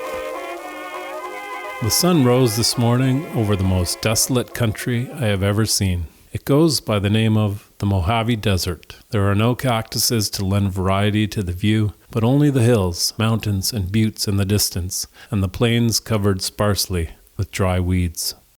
At Needles, California, the scenery changed for a little while. We had come down from the Sacramento Mountains into the foothills of the Mojave Range. Down below us was the Colorado River, and beyond it were the low hills of the Arizona Desert. The North Arizona Desert is a real one, with less grass than ever and more flat country. The hills were interesting in some places. In fact, they always are if you are within 30 or 40 miles of them. By this time, I was beginning to get to know the company fairly well. The lame man seems to be a lot younger than he says he is. He has spent a lot of his time hoboing all over the country. He claims to be able to catch a freight on the run, and I believe it. He can move his one crutch and one leg like nothing I have ever seen before. The lady bound for Santa Fe was a very well-educated person, going to see the graduation of her son and daughter from a school near Teos. I got along very well with her. The old car stalled on a hill 4 miles outside of Williams. We managed to get it shoved into a garage at about 8 o'clock in the evening, and we did not get out until midnight. The vacuum tank had to be replaced, the timer adjusted, the spark plugs cleaned, the points adjusted, and the windshield polished. But we did get away after 2 false starts. Monday the 15th. We had breakfast at 10 a.m. in Gallup, New Mexico, and by 8 in the evening we were eating our next meal in Las Lunas, only 150 miles away. First, though, earlier in the morning, a box of personal effects belonging to the woman traveling with her daughter was found to be missing. It had contained a very remarkable doll belonging to the little girl and about which we had been hearing since we left Los Angeles. When she learned that her dolly had gone, one lone tear rolled down the child's cheek, and then she smiled. Her mother swore worse than any man could think of swearing in that company, and she cried and raised an awful howl. Well, past Gallup, out in the middle of the desert, a tire sprung a leak. It proved to be a worthless piece of rubber and was thrown away, and the spare put on in place. By this time, the other tire on the same side sprung a leak. It was repaired, and the valve went bad. Then the valve on the other tire went bad. One of the men started out for Las Lunas. He got a ride in, but had a terrible time getting back. He finally did arrive about 5 hours after he left. He had a few new valves and a reamer and a valve cap. With these and a borrowed pump, we got our car in condition to get into town, and we were hungry. We had the car fixed up a little there, and then set out for Albuquerque. By midnight, I had bunked up in a hotel after having a hot bath. The first real sleep this was since Saturday morning. Tuesday, the 16th. They got us up at 7:30 this morning, and it was an awful job to get out of that bed. At 10 o'clock, I left the old bunch and headed for Denver in another car. It was a Chrysler, and there were 3 other men in it, including the driver. The trip was quite uneventful. At Rattoon, we gave a ride to a girl who was hitchhiking to Kansas. She was lugging a hat box, almost as large as she was, about twice as heavy. She was quite attractive and intelligent looking, and was probably 17. Wednesday, the 17th. At 1:30 this morning, I landed at Colorado Springs Y, got my mail, and pulled out for Denver. By 4, I was getting to sleep in the Denver Y. At 8:30, I got up with considerable effort, had my breakfast, and went over to the spot where I was supposed to meet the man who drove us in and get my luggage. He looked after it while I ambled over to the Denver National and cashed my money order. He helped me look for my boarding house. 765 Clarkson turned out to belong to somebody else, and I was told that Miss Mock was at 940 Pennsylvania, which number did not exist. Finally, I telephoned and found out that the correct number was 1040 Pennsylvania. There was a room ready for me when I arrived, and as soon as I saw it, I took it without further comment. Later, I was my old self again, in a real suit for the first time in over 3 weeks, with an exasperated barber trying to figure out the why and wherefore of my sorry-looking head of hair. Mr. Montgomery and Edward gave me a royal welcome when I arrived in the office of the North Colorado Irrigation Company. This evening I was too tired to sleep, so I went out to Elitch Gardens with Andy and did not get home until midnight. Thursday, the 18th. Needless to say, I slept most of the time. This cheap traveling business may be all right in some ways, but it does not allow for much sleep. Friday, the 19th. I just finished The Rock and the River by Ralph Connor, and I feel very patriotic. It is a good book. Monday, the 22nd. I saw Uncle Howard today, and he seemed to think that I was in fine condition. Mr. Montgomery was out today and evaded me the 2 times I went in. He is not very satisfactory when it comes to finding him when you want him. Uncle Howard is more satisfactory. Wednesday, the 24th. I went for a walk to Cheeseman's Park before supper, and therein lies the long story. Up at the east end of the park, on a high hill, is a sort of stone pavilion, and in that there is a mountain index which names and indicates all the larger peaks within sight of the spot. As I looked up this, I began to feel sorry for myself. Here was I, traveling in the land of mountains for 4 months, just about to leave for home, and I had never climbed a real mountain. True, it was not a very good time of year for mountain climbing, but still, that was no excuse. But somebody broke in on my thoughts. "Visibility is bad today," said a deep voice coming from a spot very close to my ear. I turned around and found myself facing a young man of about 25 who was gazing wistfully at the peaks. We struck up a conversation which revealed these facts. He had a car of his own, and he was interested in mountaineering, but he had no company. And I was interested in mountaineering and had no car. Then and there we made an agreement to go up to the top of Bertude Pass and climb one of the peaks together, probably next Friday. He does not know any more about me than the name and address of my landlady, and I do not even know his name. Thursday, the 25th. The morning was very quiet, but not so the afternoon. First I saw Uncle Howard, and he said I was in perfect condition, and come on over to the house for dinner Saturday evening. Then I went over to see Mr. Montgomery, who gave me Miss McDonald's address and invited me over to his house for supper tonight. I hopped a streetcar and headed for Miss McDonald's house. She gave me a royal welcome, and we spent the afternoon, or rather what was left of it, conversing about California, Hitler, Canada, and so on. Then we went over to the Montgomerys together. When I finally did leave that part of the city, bon voyage were ringing in my ears, and I was almost wishing that I was not going so soon. Back at the boarding house, there was a message for me to call a certain number. It turned out to be my friend, the mountaineer, who suggested trying a bit of mountain climbing tomorrow. I am to be ready soon after 6 a.m. Friday the 26th. 6 a.m. found me ready, and in half an hour I was on my way to the mountains with my friend, Charles Hendy by name, and his old Ford touring car. We left the car at the bottom of Berthoud Pass. That was 11,000 feet high, a few hundred feet below timberline. The snow was away down from its highest level. It was only 15 feet deep. In winter it is 30 feet or more, and in summer there is none. There was a good crust on the snow, so climbing was not difficult. Past timberline, about 12,000 feet altitude. The grade was very steep. We could only go about 15 feet a minute, and we had to stop every 20 minutes for a 10-minute rest. Our climb was from the pass up to a saddle 200 feet above the timberline, and from there up a ridge about a mile and a half along to Parry's Peak, 13,345 feet above sea level. The higher up we got, the easier was our path, and the more easily we became winded.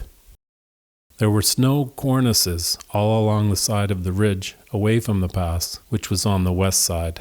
The side of the mountain below the cornices was very steep. The angle was about 70 degrees. The top of the mountain, like so many of them, was flat. Up there the temperature was about 0 degrees Fahrenheit, but we did not feel the cold at all. The view was marvelous. We could see the Continental Divide like a long wall stretching from our feet away to the north and curving a little to the west. The farthest mountains visible were in Wyoming, about 120 miles from where we were standing. All the large mountains were covered with snow, but 2,000 or 3,000 feet below the timberline, the valleys were green and spring was in the air. To the east, about 60 miles, lay the plains. Green, almost brown, under the heat of the summer sun. There is no spring in the plains. West were more mountains, in short ranges, all on lines running north and south. South of us were the great peaks, Grays, Torreys, Pikes, Evans, and many more. It was very strange to leave this land of snow and go through the green valleys where spring was in the air, then on to the plains where it was pitifully dry and quite hot. Saturday the 27th.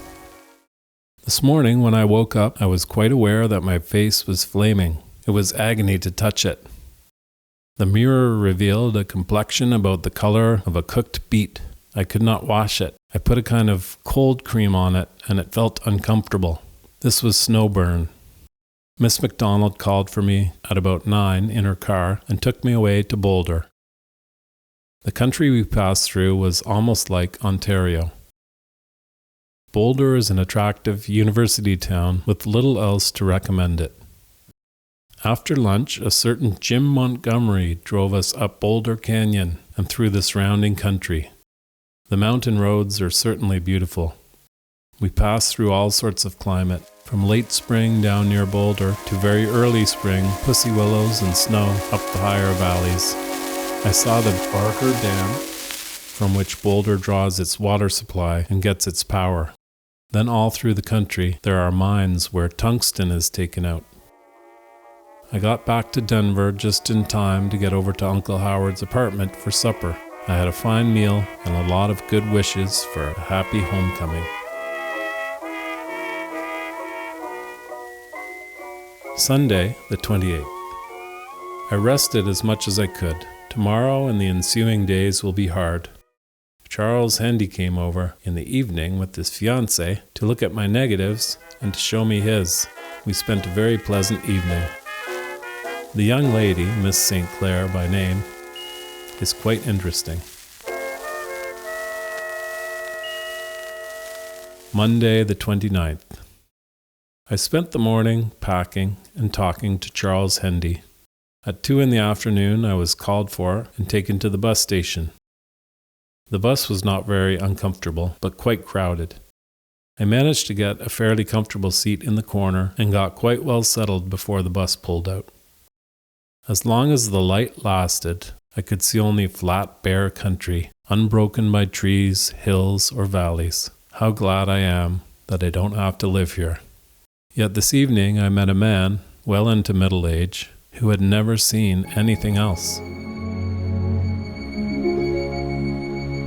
Tuesday the 30th. I woke up in a new country. It was hilly and green and covered with trees and grain fields. We reached Kansas City by noon, and we were out again in half an hour. All afternoon we traveled over country which was very much like my own. I was feeling more at home every minute. I even saw a few lilacs. Up to Kansas City, and almost as far as St. Louis, I noticed that there were a great number of Negroes working in the fields. St. Louis was reached at night, giving me time to shave before leaving for Chicago. Wednesday the 31st. I registered at the Palmer House and sent a note to Cousin Margaret and set out to see the fair. I cannot begin to describe the fair here. It is too immense to be described adequately in a few words. However, the most outstanding features of this whole affair are the bright colors of the buildings and the architecture, or lack of it.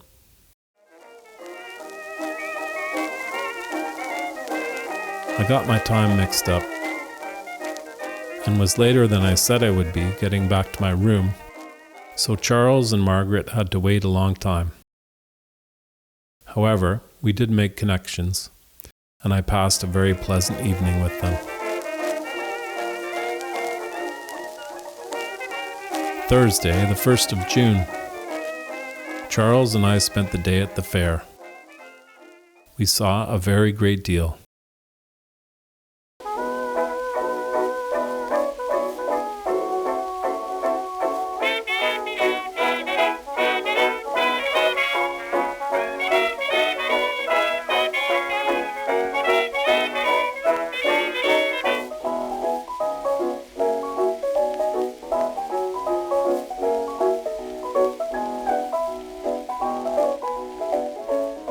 We were through the Royal Scot, the Burlington, and Baltimore and Ohio crack trains.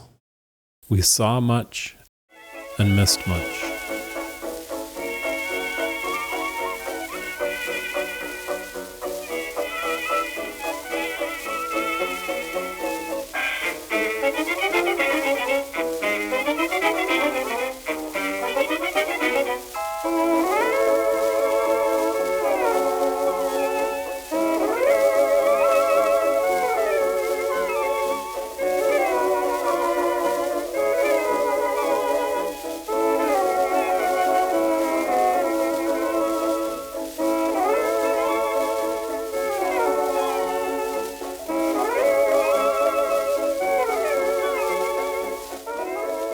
I went out to the apartment for supper, spent the evening, then Charles took me to my train.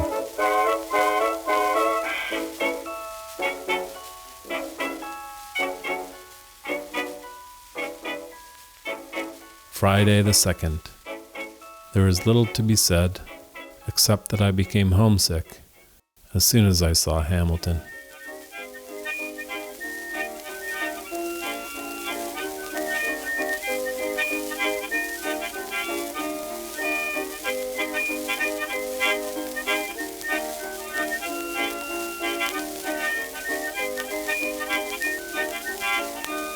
Hey everybody, it's Steve Welch. Thanks for checking out the documentary. My great uncle Ruthven McNairn, this 4-month amazing journey in 1933. It was really fun making the movie, but it took me a while to figure out a lot of the things and get the context. So I've written a book in partnership with my great uncle Ruthven. I wrote the introduction and footnotes to give context to the diary, the people, places, and things that he saw along the way, and give a little color to the era, 1933. So check that out. If you purchase eBook, certainly helps the channel, and I'm a completely independent filmmaker, and it's a great value. You get some great insight. When Ruthven got home from his journey, 4 months away, he longed to see his family, his mother and father and his 3 brothers. But it wasn't long before he was off again. It was only a few short weeks later that he headed north by train from Union Station deep into Algonquin Park for 1 month in the bush. And that is the second documentary, the sequel, 1 month in Algonquin Park, A Journey by Canoe, 1933. Check that out, and that also is published as a ebook with an introduction and footnotes throughout. It's a fascinating look into Algonquin Park 100 years ago. There'll be a lot more Ruthven stuff coming out in the coming years. I have a large collection of his diaries and short stories and essays. I think the next diary I'm going to do, he travels to Mexico a few years later. Ruthven's final diary was his World War II diary. And eventually I'll get to that. That's, I guess, the lesson of Ruthven's diaries to me, is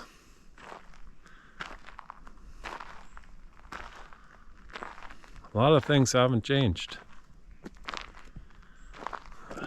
Our outfits and costumes and hairstyles have changed, but we're still basically the same.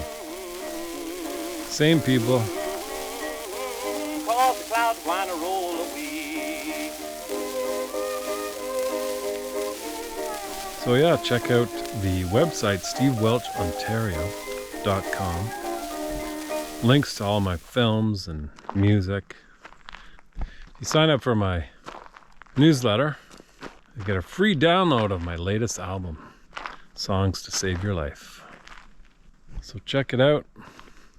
Thanks for the support. Thanks for your interest. I would love to see comments. How did the movie strike you?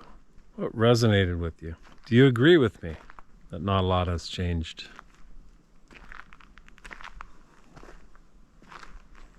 Comments are welcome. Peace out. Oh, the clouds wanna roll away. Oh, the clouds wanna roll away. Now I don't care how hard it rains, cause the clouds wanna roll